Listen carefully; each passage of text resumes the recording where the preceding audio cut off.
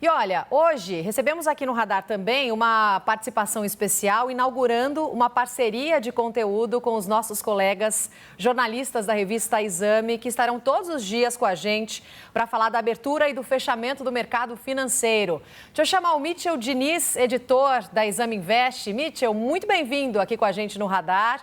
Muito bom tê-los aqui com a gente, até para nos ajudar a entender tudo o que está acontecendo no mercado, repercussão internacional. Tem também o cenário nacional, né, com todas as investigações em relação ao Banco Master, mais uma liquidação nessa manhã. Vocês iam fazer a entrada um pouquinho mais cedo, só que a gente teve que interromper por causa do discurso de Donald Trump em Davos. Sobre ainda as repercussões do discurso, o que já dá para a gente perceber de reações no mercado financeiro, bolsa, depois das falas de Donald Trump, hein? Boa tarde para você.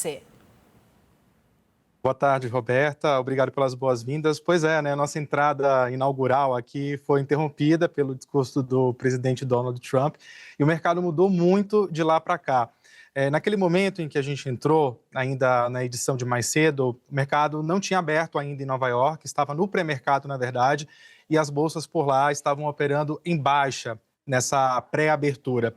Depois que o Donald Trump falou que não tem intenção de colocar poderio bélico nessa anexação da Groenlândia, né, que é um desejo do presidente e do governo americano, o humor nos Estados Unidos melhorou um pouco e as bolsas americanas acabaram abrindo em alta. Inclusive agora o S&P 500, que é aquele índice que reúne as maiores ações, as maiores empresas listadas em bolsa nos Estados Unidos, sobe 0,8%, enquanto o Dow Jones, que é aquele índice que reúne as empresas mais tradicionais, não tem tantas ações de tecnologia na composição de sua carteira, também sobe aí por volta de 0,8%. A gente tinha até então, até esse discurso acontecer, a indicação de que o mercado abriria em queda porque os índices futuros estavam operando em baixa.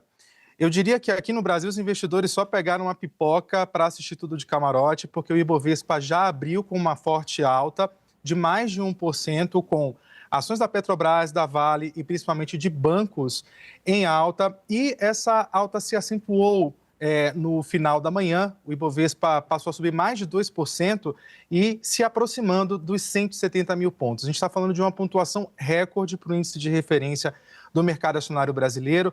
O Ibovespa ontem já fechou numa pontuação recorde, né, uma pontuação de fechamento ali acima dos 166 mil pontos, e agora estende esses ganhos se aproximando dos 170 mil. A Bolsa Brasileira é beneficiada por esse movimento conhecido como realocação global, em que recursos saem dos Estados Unidos buscando mercados emergentes. Aqui temos juros de 15% ao ano, que é bastante atraente para o investidor estrangeiro.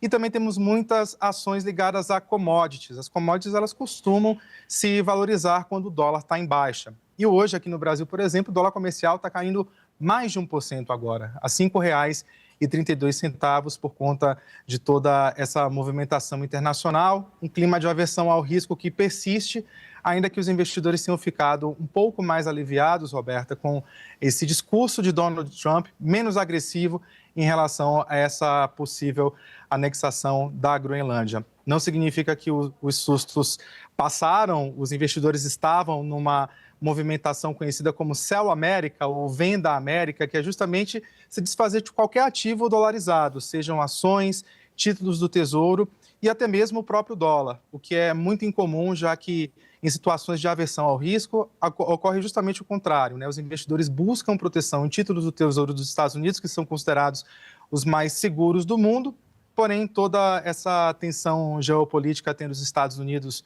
no centro de tudo acabou provocando esse comportamento atípico no mercado, que acabou também beneficiando aqui a nossa bolsa e os ativos brasileiros, Roberto.